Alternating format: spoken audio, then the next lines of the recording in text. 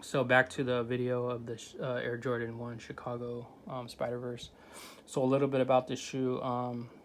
It's very hard to get a hold of, but I managed to get a hold of it anonymously through somebody or a source. And then I kind of posted this on my Instagram to where it kind of went viral, but a lot of people didn't understand this shoe and probably still don't to this day.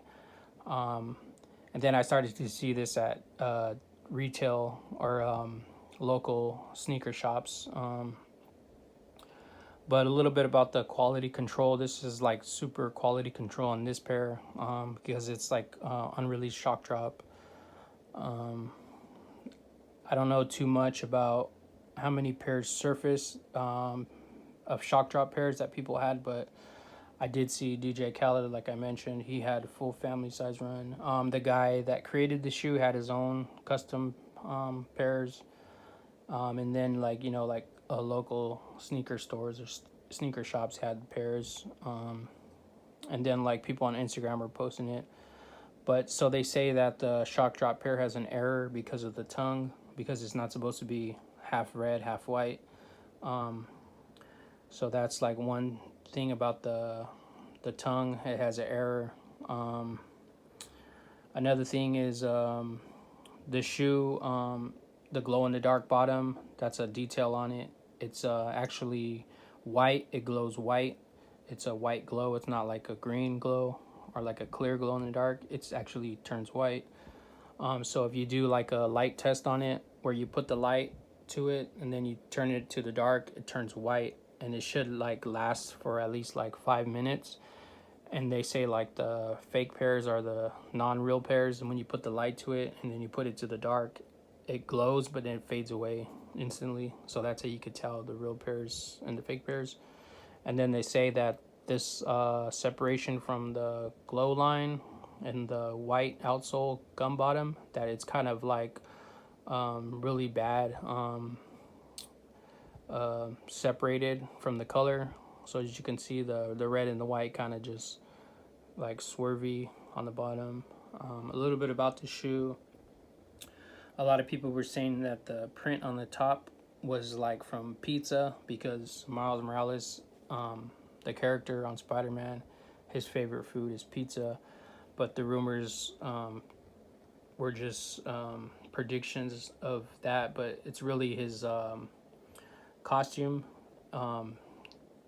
getting torn into the next Spider-Verse. So it's going into like a 3D version, and then it turns into his like spider skin on this side, and then it just has like a 3D Air Jordan logo, and then it has patented leather on certain areas, and suede, and then leather, and then like some of his colors from his costume throughout the shoe. Then the upper has like a patented leather iridescent, and then the swoosh is like a metallic. I want to say like iridescent hologram on the swoosh, like a metallic iridescent. And then you have more like patterns from his costume with the colors, and then you have the white and red and black Chicago colorway for the Chicago Air Jordan 1. And then the leather on this is like premium leather, almost like leather you would feel like in a Lamborghini or like a Maybach. So it's pretty quality leather. But yeah, that's just basically the shoe. Um, and the pair is like pretty rare. This is just like a shock drop pair, which was like kind of hard to get. Um, the tongue is like a creamish color. Um, a lot of people said that this shoe was like no good. That is just like trash. A lot of people that had it got rid of it, and they probably couldn't get it again. But yeah, I kept my pair. I still have my pair. So yeah, that's Spider Verse shock drop.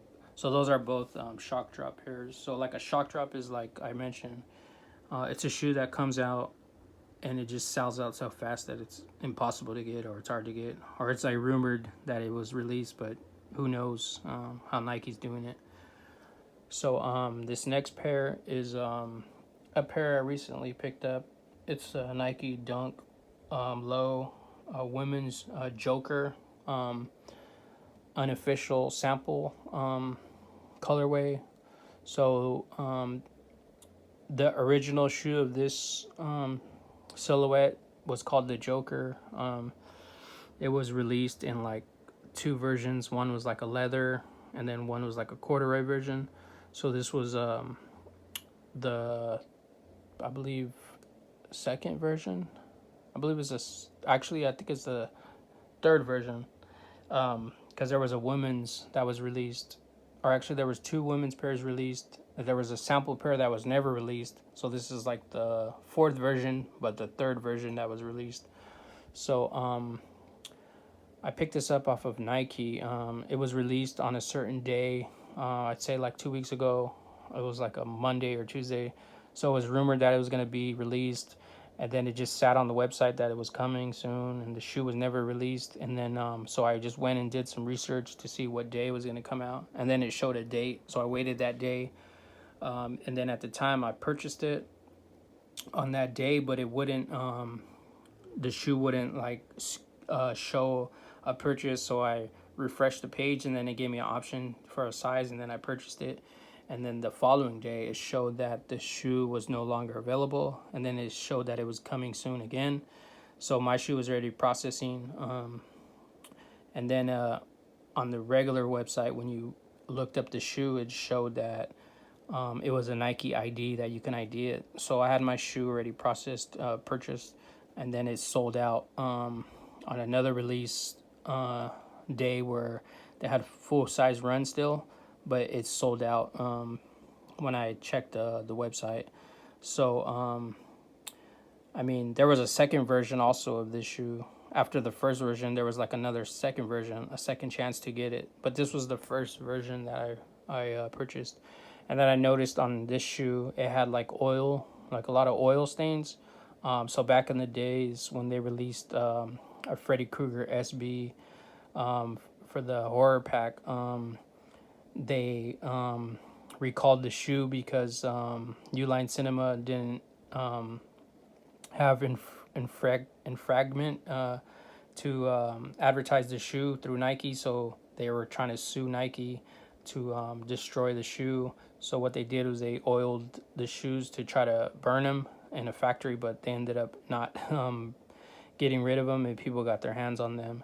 And then a lot of the pairs had oil stains. So on this pair, when I purchased it, it had like some weird kind of oil stains, like if they try to exclude the shoe at the last minute. But I happened to get my hands on a pair. So this is the Joker, you know, from the Batman and Joker. This is the colorway.